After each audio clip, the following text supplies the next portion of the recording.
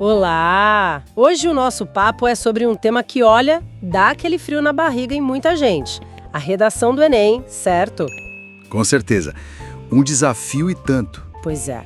A gente recebeu aqui um monte de material, sabe? Guias de estrutura, umas dicas ótimas de argumentação, como usar repertório e até uns alertas sobre erros comuns. Exato. E a nossa ideia aqui é como que garimpar, né? Extrair o ouro desses materiais todos. Isso. Organizar as estratégias que realmente funcionam. O que é mais valioso para quem está buscando melhorar a escrita, talvez até aquela nota 1000, quem sabe? Uhum.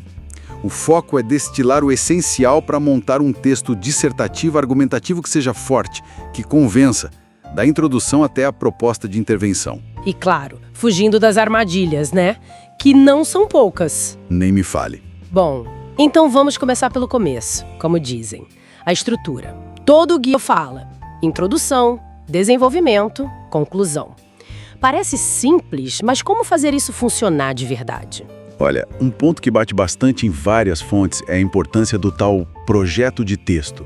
Sabe, aquele rascunho planejado antes de sair escrevendo? Ah, o planejamento prévio. Isso, porque não é só para organizar as ideias, o que já é ótimo. Mas um dos materiais sobre argumentação fala algo interessante. Isso garante a autoria. Autoria? Como assim? Quer dizer, a sua marca no texto. A sua linha de raciocínio, sabe? Mostra que você pensou, que conectou os pontos de um jeito original, seu. Não é só preencher a forma, é definir o seu caminho dentro dela. Entendi. Faz todo sentido. É o que dá a personalidade, né? E falando nisso, como é que a gente encorpa o texto, os argumentos, o recheio desse esqueleto? Os materiais falam muito em justificar a tese. Exato. Argumentar é isso. Defender a sua ideia central, a tese, mostrando os porquês, explicando. E as fontes dão várias ferramentas para isso, né? Tipo? Usar exemplos concretos, mostrar causa e consequência, fazer comparações, às vezes até usar uma definição mais precisa para deixar um conceito bem claro. São estratégias argumentativas mesmo. E para dar aquele peso extra, entra o famoso repertório sociocultural. O que isso significa na prática? É só jogar uns nomes conhecidos na redação? Boa pergunta. Não é bem só jogar nomes, não. O ideal é conectar o tema da redação com o que você sabe de outras áreas, assim.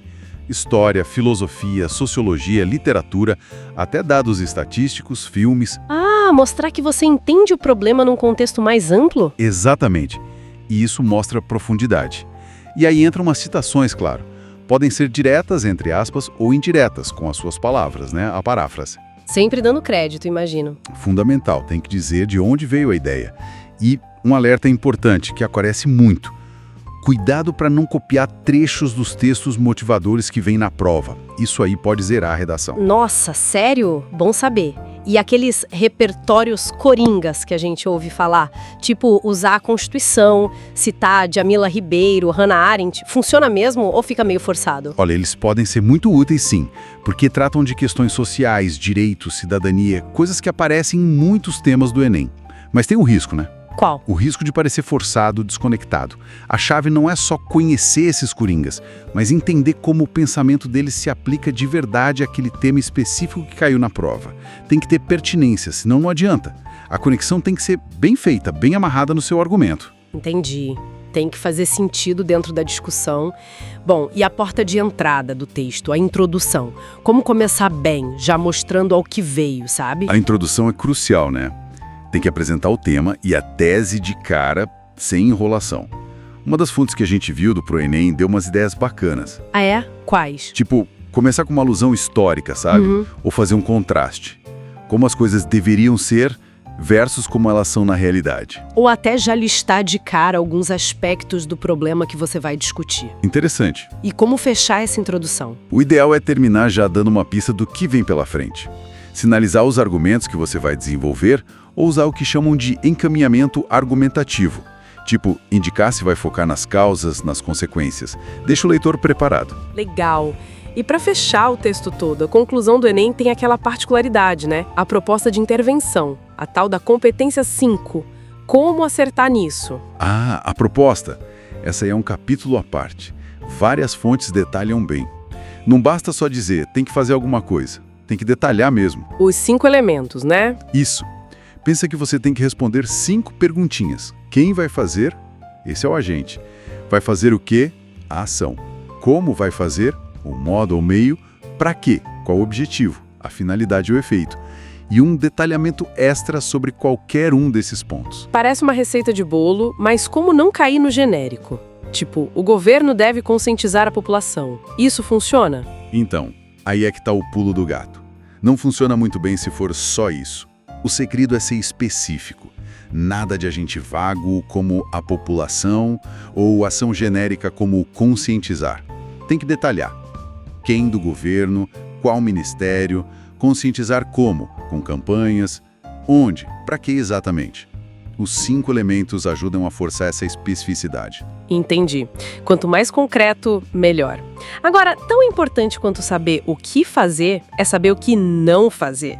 Quais são os erros que mais derrubam a nota, segundo os materiais? A lista é um pouquinho extensa, mas tem os clássicos. Fugir do tema, óbvio, é fatal. Letra que ninguém consegue ler também complica. Imagino. Falta de coesão, sabe? O texto fica todo quebrado, sem ligação entre as partes. E erros de português, claro. A norma culta é exigida, não tem jeito. Tem um material do Toda Matéria que bate muito nessa tecla. Que mais? Períodos muito longos que deixam a leitura cansativa. Usar linguagem muito informal, gíria. Não defender um ponto de vista claro, ficar em cima do muro. E escrever em primeira pessoa, tipo, eu acho. Isso não pode no texto dissertativo ou argumentativo. E não fazer rascunho ou não revisar antes de passar a limpo. São muitos detalhes. E como evitar cair nessas ciladas todas? E realmente fortalecer a estrutura, o argumento, a proposta? Qual o segredo? Olha, aqui não tem muita mágica, sabe? É o que todos os materiais, especialmente os de blogs como o Imagine, reforçam. Prática. Muita prática. E leitura. Ler bastante para ampliar o vocabulário e o próprio repertório, imagina? Exatamente. Ler de tudo um pouco ajuda demais. E escrever, né? Treinar.